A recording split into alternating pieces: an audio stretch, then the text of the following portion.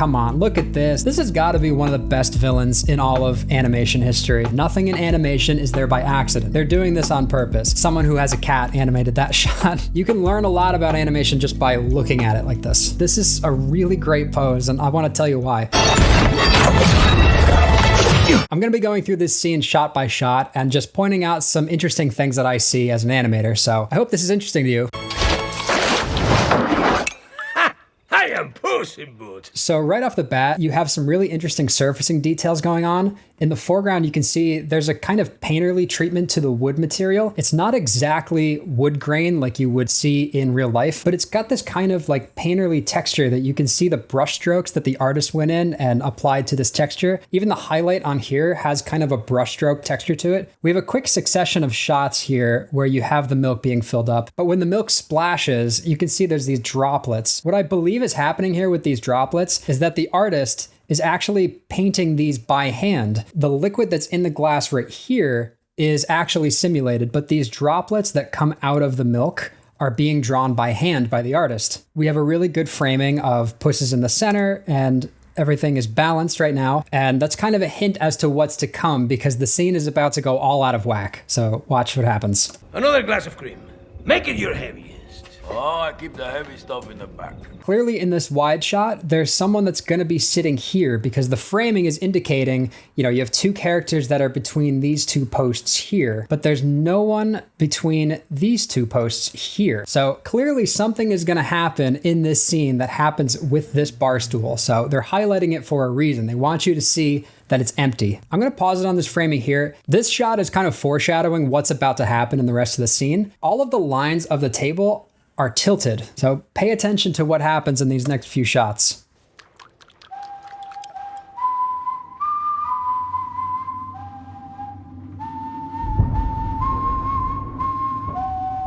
We have this really great framing of Puss in Boots in the foreground and then his reflection in the background. And watch what happens when the hat goes into frame and covers the rest of that mirror. He hears something, he looks up, and then all of a sudden, you get this really great reveal of this character sitting here. And this is, of course, Death. Now we have that same exact shot from earlier, but now we have this really big looming figure in that bar stool. See? Let's just kind of step through that lightning and see what's actually happening. So they're blooming the window because that's where the light source is actually coming from. Presumably there's a window over here because you're getting this really cool bounce light that's coming in on the side of Wolf's jacket.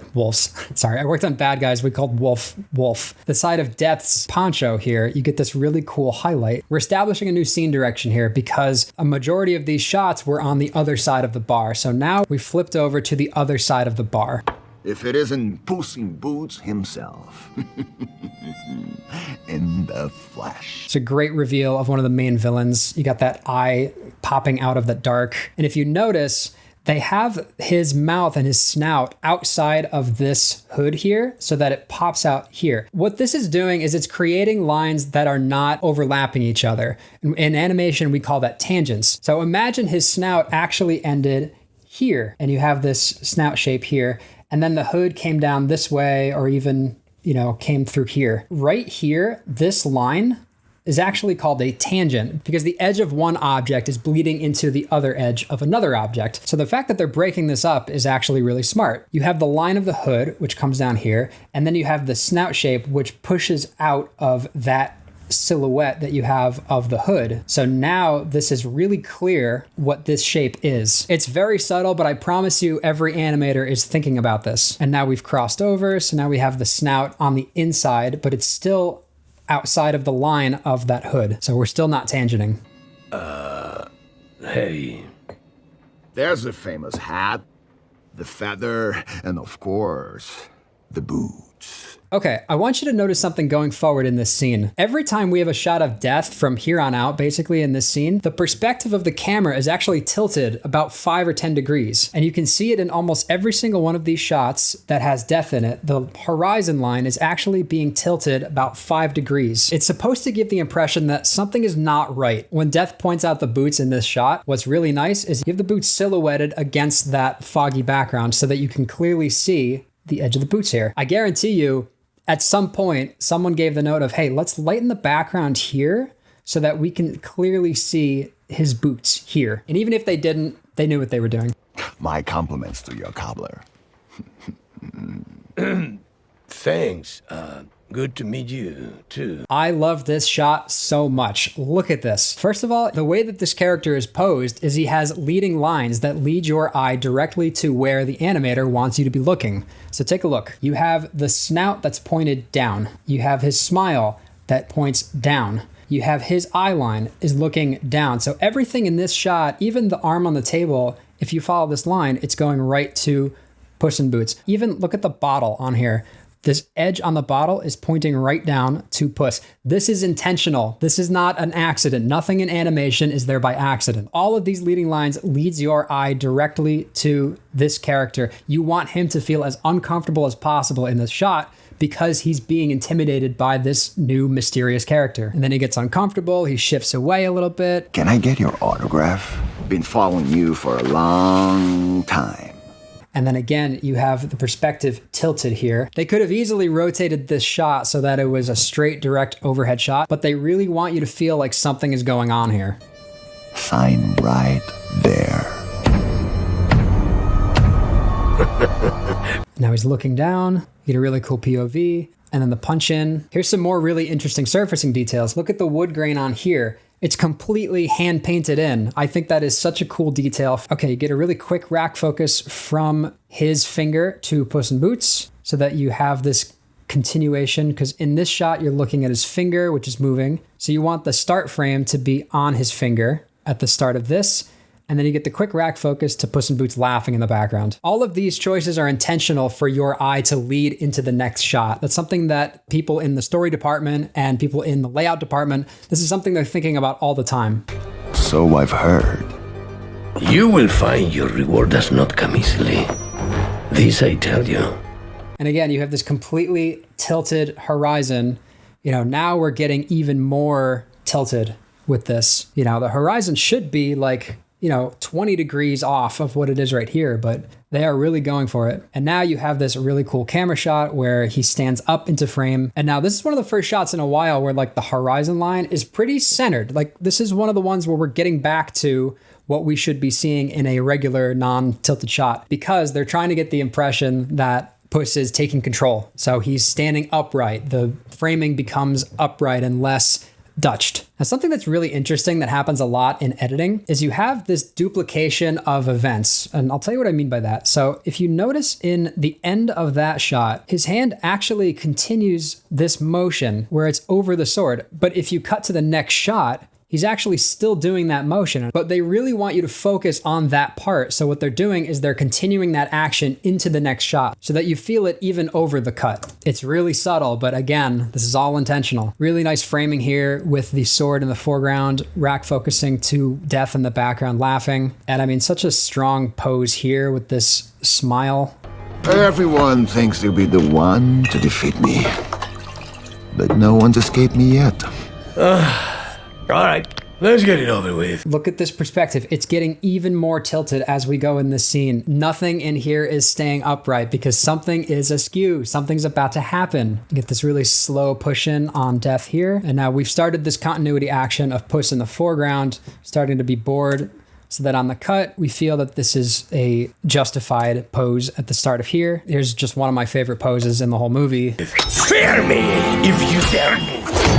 First of all, you probably noticed, but there's some hand-drawn smear frames in here to indicate the sword swiping through camera. So here you have these really strong shapes that are coming in, acting like this huge smear frame coming through. The fun thing is you have this glint of light here. So it's almost like the sword is taking those smear frames and swiping them into the actual frame because they kind of come off the sword here. Like 1, 2, 3. It's just something really unique about that. Just really trying to draw your eye to this tip. This is a really great pose, and I want to tell you why. They made the hat bigger on this character for a good reason. You get a really bold silhouette from this character when you have a larger hat on him. Obviously, your eye is supposed to be focused on the tip of the sword. His eye line is looking at the tip of the sword. His hat is actually flowing into the shape of his sword. Even the cape itself on the back here is perpendicular to be leading your eye to like bounce off of it and look towards the tip of the sword. His eyes themselves, the shape of them have kind of this like really interesting eye mask that you have here. So the eye mask on a character is something that the animators think about all the time. And it has to do with the shape of the eyes and how they describe the pose that you are posing out. A lot of times the eyes are not doing the same exact thing. They're a little bit asymmetrical. If you've seen The Incredibles, you know exactly what I'm talking about here because it's the same sort of eye mask that the characters wear in those movies. You can draw it out on these characters. It kind of comes through, kind of get this, you know, this sense of squish in his eyes. The left eye here is just a little bit bigger than the right eye. So you get this really nice squish in the face when his smile kind of comes through. His smile is dipping up this way. So it's squishing this cheek up. So it's making this eye kind of collapse under the eyelid. It's all working really well. And then the hilarious thing is immediately this pose is upset by Death coming through with his weapon, swiping the sword out of Puss's hand. That really quick motion obviously happens very fast, but you have this really nice smear frame to kind of go across so that it's not a complete surprise and a pop of the sword of like, hey, where'd it go? You have this 3-frame smear that comes through. So obviously here's the edge of the blade, but you have all of this smeared information that gives a nice big shape to this coming through. And then it has to move all the way across the screen. So you've actually increased the size of this blade coming through. So now it's taking up a lot more screen space. So you need even more smear frames to come through and make this shape really, really large. You even get on the end here, just some little smears left over so that your eye has something to see. Otherwise it would really look like the sword just popped out of his hand. And then here on this sword hitting the wood, you have some really nice impact frames. So obviously this is more traditional motion blur, but then you have this really cool shape when it starts to like go up and down like this. You got this really nice hand-drawn like blob, and it's 1 frame. They're just doing this for 1 frame, which is insane. A lot of these smear frames that you see on here that I'm stepping through, you don't actually see any smear frames, but you feel them. Again, a really nice rack focus from the thing we were just looking at back to our character as he changes expressions. You got this really fun, like peeved eye mask here. Something really funny about just squishing the face up this way. And then Death just taking a sip. He can do this all day. And again, we're going back to that skewed horizon right here because Puss is saying, hang on, that wasn't right. I didn't even see what he just did. So here's where it starts to get interesting. Okay, no more messing around. Now we've started to move into 2s. So every action that I'm stepping through, if you look, 1, 2, 1, 2, 1, 2, 1, 2. These actions are holding over 2 frames. So now you know, okay, it's about to get real. Now that we're getting into a more stylized sequence, you have some really nice smear frames kind of preempting the movement across. That's a big jump. You need to add some smear frames to lead the eye into that. So what they're doing is they're just putting a smear frame right before it actually does move so that your eye has time to look at that pose and that movement as it comes across. The change between these poses are really quick, so you need something for your eye to move between these poses, and the smears are perfect here.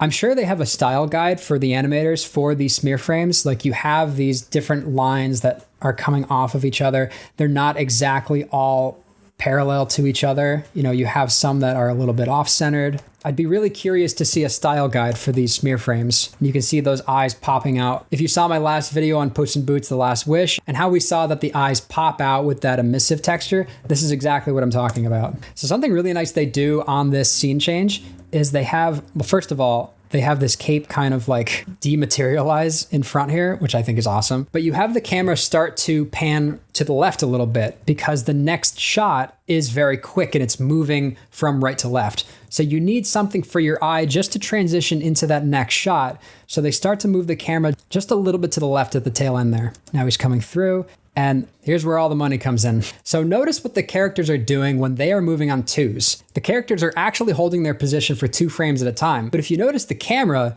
it's still moving on 1s. So the character is actually freezing in place for a second.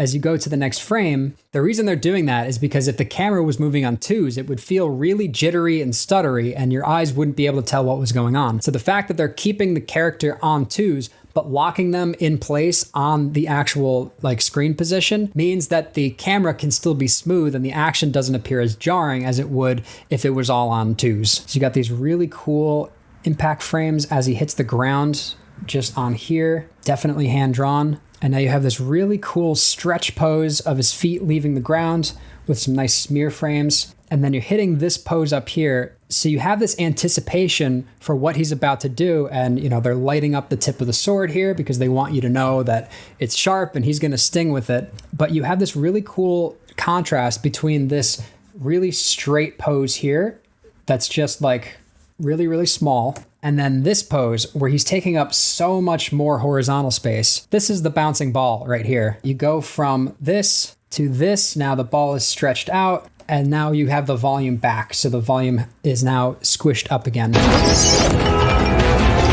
Flow! So like I said in that other shot, they're actually continuing this action into this shot. So the hold, actually, this pose would be here, is the same pose that we have on this one here.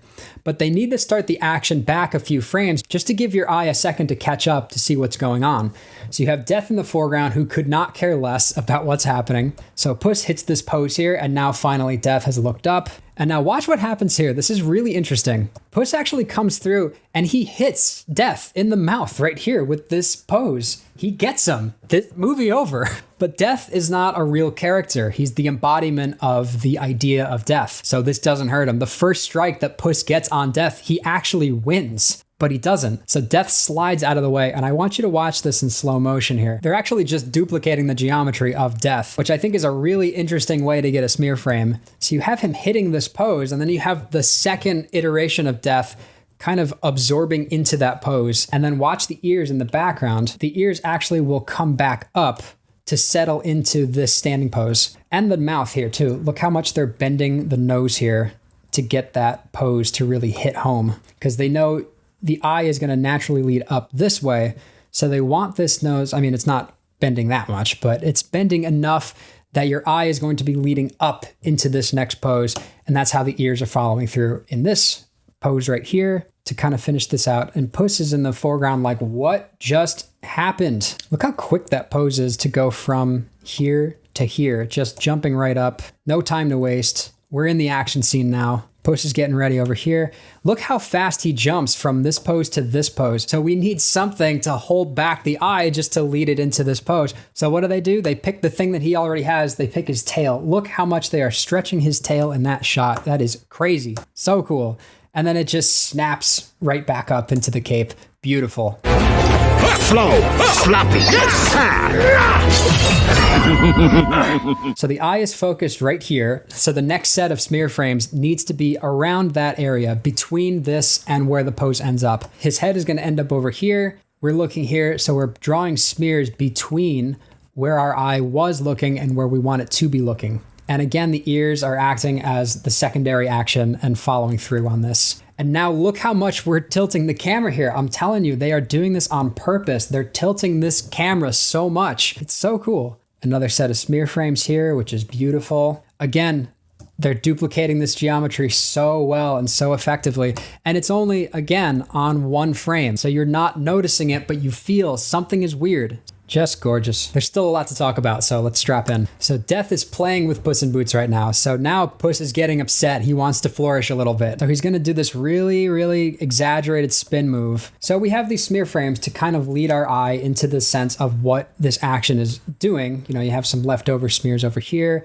and then they kind of come through. So you get this sense that the sword is flying around, and we're actually leaving this gigantic swooping shape up here. Just beautiful. And look at the eyes. They're still not symmetrical. You still have this really strong eye mask coming through the character. Just really well done. You kind of have a perspective shot here because I believe this is supposed to be Puss's hat. And Death is looking right at us. And again, look at that horizon line way off center. And now we get this really exaggerated push here. I mean, look how far they're bringing the sword back from this pose, from this frame to this frame. It's just going back so far. So we need a second for our eye to catch up. So they're kind of exaggerating this pose by bringing it closer to camera, but they want you to be able to see what is going on here.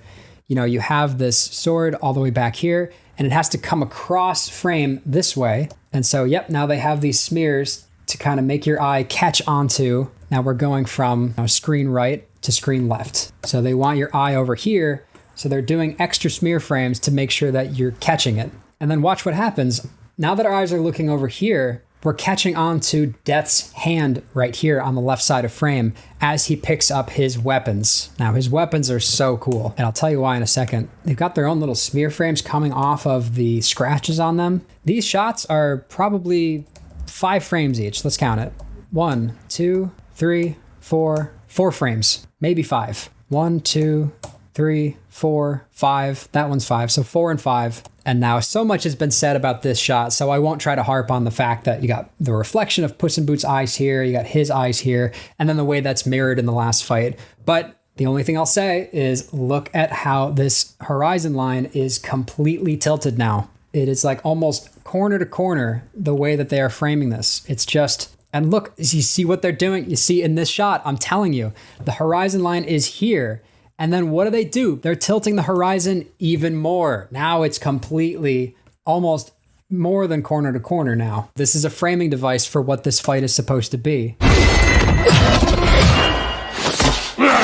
And now we have our big flourish moment of Death where he's like, back off. So let's step through this smear frame section right here. This is really beautiful. So Death is actually spinning these hooks from the start. You can see the position of his pointer finger here is actually flipping the hook around as it comes through. But then after that, he's just holding his palm straight up like this. And they're having the origin point of this hook just spin around that center part. And then he ends up catching him. What they're doing is they actually have different smear frames that come through. And they have this almost like helicopter roto effect. But you have this really cool, like almost like zigzag shape coming through. You know, and it's just, you know, they're not doing this exactly on every zig that I am zagging, but this is kind of the general way that they are framing. So, you know, they'll color in a few here, they'll color in a few over here, but generally that's the way that they're doing these smear frames. This must be a stylistic thing in this movie, but they have the smear frames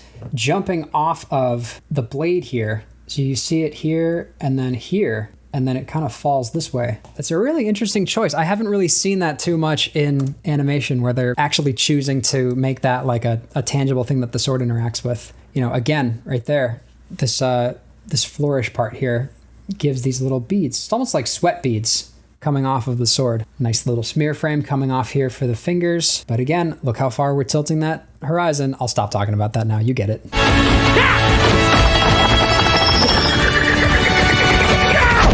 So actually, this shot here is really interesting because it's one of the first shots we've seen in a while where the horizon line is not tilted. So it almost gives the impression that Puss in Boots is going to be victorious because the horizon is back to being a little more level.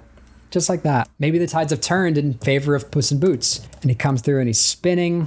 Got this really fun set of smear frames. His face is just like, I hope this works. But you got the different color smear frames of his boots and then his tail and his arms. You know, they're changing up the color of here so that it's not just this consistent shape moving around him. Then he goes to get him, but then Death just look at this. Death goes from in 3 frames not having his arm in shot to having his arm in shot and then to grabbing him by the neck all the way over here. So it's just this reach across the frame to grab our hero and just hold him right there. And then of course you got to throw in that lightning effect right there when he realizes he's in trouble. You're not living up to the legend, Gato. You have this this nice duplication of the tail here as Puss comes up. You have this Geo right here that's kind of coming through. And he's smacking him on the table. Look what they're doing with this camera. They're actually shaking the camera as he hits the table to emphasize that hit onto the table. So you got this really cool shot where he's being, you know, pushed up against the counter and he's breaking all the glass here on the right side. There goes his milk. It's really fun impact frames where you'd have these shapes that are gone within 2 frames. You don't see it, but you feel it. Even look, his elbow is hitting. There's all these places that his body is hitting this table really hard. This is one of my favorite shots in this whole sequence. Here, come on, look at this. Look at that foreshortening. It's beautiful. So Death goes from all the way back here. And again, he's moving on twos. And so is Puss, actually. But you can see they're moving on different frames. But they have this really cool technique where they are stretching out the geometry so that his body can hit this really extreme, like, anime pose here. Look at that eye mask. Come on, we're going to draw that. Comes up through here, comes around, and you have this really dynamic shape to this eye. And then, yeah, you get the snarl. So definitely what they're doing in this shot with this rig, the mouth is supposed to move like a real mouth and it's supposed to behave that way. But you want this snarl shape to really hit home. So I guarantee you what's happening here is the animator is actually pulling the control points on the mouth off of where they're supposed to be so that they can get this shape to hit. They want this snarl in frame. I just love this shot so much. So your eye is led to the left side of screen. Why? Because we're about to throw Puss in Boots on the right side of the screen. So we need something on the left side to give an anticipation for the right side. So now you can see Puss in Boots being thrown screen right. Because this action happens so quickly, we want to make sure that the audience is actually seeing this. So we're hitting that twice. So you have impact frame right here. And then you basically have that same impact frame right here again. And then every time Death strikes, we have this beautiful smear frame coming through. But you get that flash of lightning when he strikes, just this really intimidating. Puss in Boots is hitting that really fun, like, cat pose that they do, where they're just like all up in the air. Someone who has a cat animated that shot. You get the table flipping over. And then in this shot, come on, look at this. All right, we're going to draw over this frame because it's gorgeous. So you have this hand-drawn like smear that comes through the table, and it kind of gives this, like, you know, electricity zap to it because we're about to see lightning, so we want to see some electricity. And you get this amazing pose. Now look at this pose. Everything is asymmetrical. It gives a little balance to each side. The way that his poncho flips up on the right side here and it's dipping down here, you know, we're drawing in this shape. So everything's leading up this way. So meaning this arm is actually going to be higher than this arm down here. So you have the hook down here and the hook up here. So this pose feels really balanced because of the elements in it that are equaling out. So you have something that's low, you have something that's medium, and you have something that's a little high. And then his face is actually tilted, you know, about 5 degrees. This would be straight up and down. You know, his head is tilting a little bit this way to kind of lean into that up shoulder pose. Just a really solid pose. And now you can see they're duplicating the weapons again right here with this geometry. And look at that foreshortening on here. This has got to be one of the best villains in all of animation history. I mean, look at that face. That's like Five Nights at Freddy's. Don't blame me. That's a scary game. And now it's almost the opposite of what we had earlier, where Death is now the one flashing his sword at Puss, and Puss has to defend himself, and he can't dodge out of the way. Really interesting dynamic. And you're getting these really interesting poses on here of Death swiping through. And now we go in for the kill shot. We actually have the action finish in this shot. You know, about this frame on this is probably where it would be hitting Puss in Boots. But we need the audience to catch up again. So we're just giving him an empty frame at the start. And then we have the weapon come in for like 4 frames. The weapon is already out of shot at this point. But we really need the audience to see as a story point that he gets hit in the head here.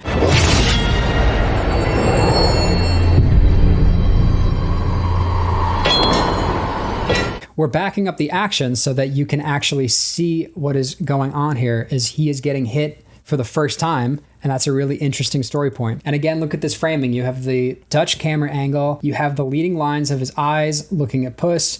The lines of the weapon are swooping in. You know, his feet are lined up so that they're looking at Puss. Even the cape. Look how the cape swoops down into that leading line. It's just all so well done. And also, look, the ears of the characters are still not tangenting with any of the rest of the body because the ears are sticking up off of the line that would be for his forearm in the back there.